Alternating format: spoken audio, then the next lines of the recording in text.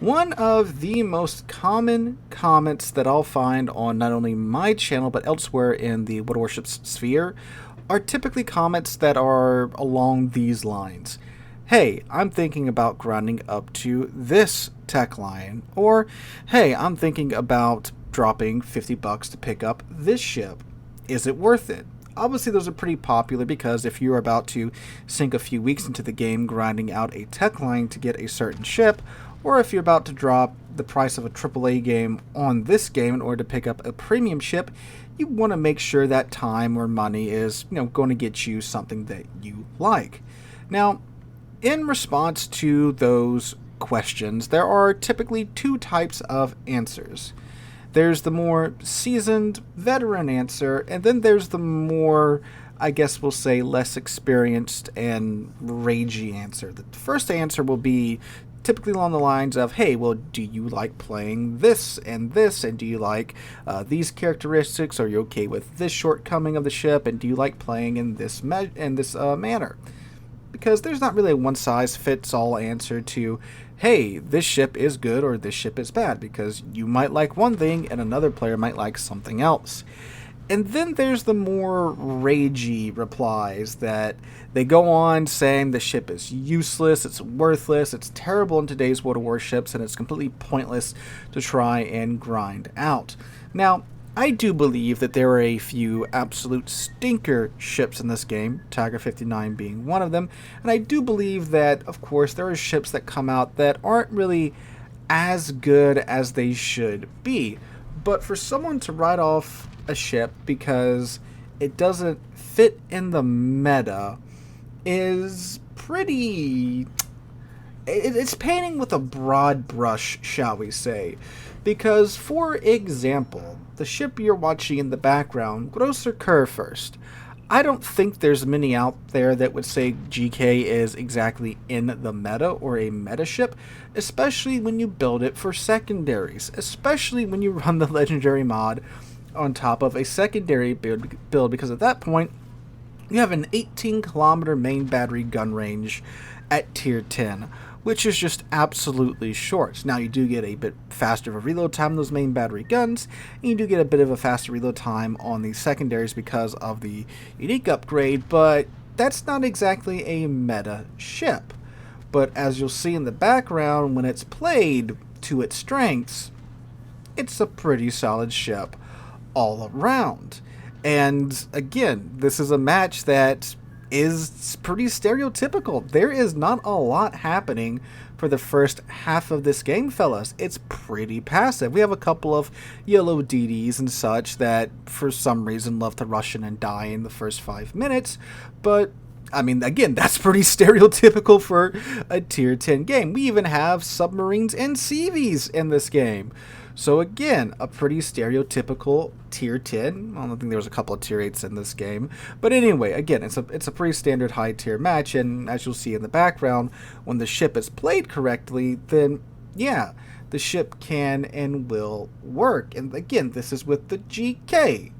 A ship that is not only like out of meta because it's a secondary ship, but it's not even like one of the considered to be, one of the cream of the crop secondary ships now. Like the Schlieffen. The Schlieffen is coded, and secondary guns, you have like 30-something secondary guns aside. It has a ridiculous high top speed, good concealment, torpedoes, the quick damage con, and, well, again, it's just kind of this hyper brawler.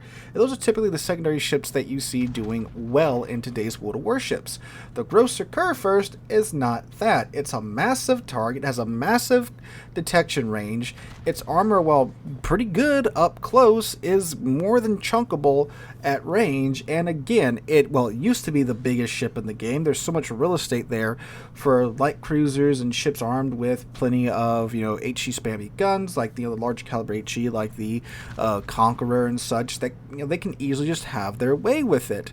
So yeah, if you just listen to all that, yeah, you think, oh well, obviously it's not that good of a ship in today's World of Warships. Well, according to that, it's not, but yet again, when the ship is played to its strengths, again, the results will speak for themselves. And that's the key thing about World of Warships. There are some ships out there that are, again, not exactly fantastic ships, but if you take the time to learn your ship, learn your characteristics of your ship, the ships can and will perform as well as their captains are able to make them perform.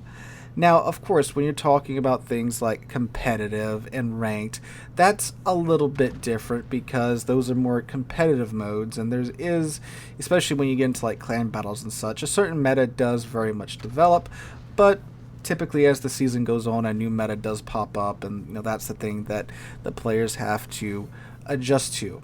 The other thing is that, well, I mean, this is, of course, random battles. And random battles are, well, as their name states, random. So, if you are playing a mode called random battles, then who really cares about the meta? Now, certainly, if you do have a very unlucky streak, and you go on like a 5 or 6 game loss, then yeah, I can see definitely, well, okay, I'm not doing well playing, this ship or that ship. Maybe I'll fall back on a more consistent ship, a ship that is more quote unquote meta, like the Yami, just to kind of break my loss streak and get that nice little bit of green text on my notifications page rather than just a sea of red text. Yeah, I can definitely see that. Another thing as well is that there is this mindset amongst some players that if a ship isn't like absolutely godly and is capable of just blowing the enemy team out of the water match after match after match after match, then it's not a good ship. It's a very bad mindset to have, because if there is a ship that can blow players out of the water match after match after match after match after match consistently, I'm talking about, by itself being so powerful that it can essentially carry the entire team back to back to back to back, then that ship's probably broken. Because, not every game you play is really meant to be a Kraken Unleashed, or like a 4 or 3 kill game, or a 250,000 damage game. I'm talking about like at tier 10, right? Not every game is that, despite what you may see on like YouTube and Twitch and such, because YouTube matches are cherry picked all the time, and even the one in the background right now is a little bit cherry picked. Because yeah, I had matches leading up to this that really weren't that great. I had some 80k, 90k games that were just kind of okay games. I had some games that was only like 40k games because the match was over in like 5 minutes. But yeah, not every game has to be, you don't have to be top of the team with 2500 XP. That's your above average games. Realistically, you're going to have, plenty of, games where you're coming in the middle of the leaderboard, or maybe in the top 5, but not the top 1. But, realistically, you're not going to be able to perform at that insane level every single game back to back to back. That's just not how, well, life works in general. So, because of that mindset, you have these players that, they think that if the ship isn't an amazing ship like an Ohio or a Napoli, or any of the the more popular ships that get picked all the time, the Petropavlovsk, ships like that are so powerful that they're kind of on the edge of being broken. That of course leads to this, I guess you could say, inflation in the perception of other ships, and I think that's probably best seen with like the Spanish cruiser line. The Spanish cruisers are a relatively new branch of cruisers, yet you barely see them in game. And the thing is, they're not bad. Again, the tech line, like all tech lines, have a couple of rough spots, so there's certainly that. But like the Castilla is just a good tier 10 cruiser. You get the reload booster. Well, not even a reload booster. You get the burst fire mode, where you get 2 salvos of your AP back to back, and they're Napoli's guns, just on a different. Well, the hull's also pretty similar to Napoli as well, except when it comes to the armor. But like it's they're big guns on a cruiser, and you get 2 salvos of them back to back, and the reload after that isn't even that long, so it's kind of like encouraging you to use the burst fire mode. And they're cruisers that are tooled to be better like mid-range cruisers. And again, they're like a really solid line of cruisers. But guess what? They aren't some godly line of ships. They're just good, decent cruisers. And because of that, I'm guessing that, that's why there's not really a whole lot of them around. It is kind of just this question of, wait, why aren't people playing the Spanish cruisers more? I mean, they're a solid line. I enjoy them. If what I've seen, that's kind of the consensus among the community, that they're just a solid line of cruisers, but we don't see them in game too much because they aren't overly powerful or fantastic, or have certain history behind them, because of course historical ships get played all the freaking time, like the Turpits, right?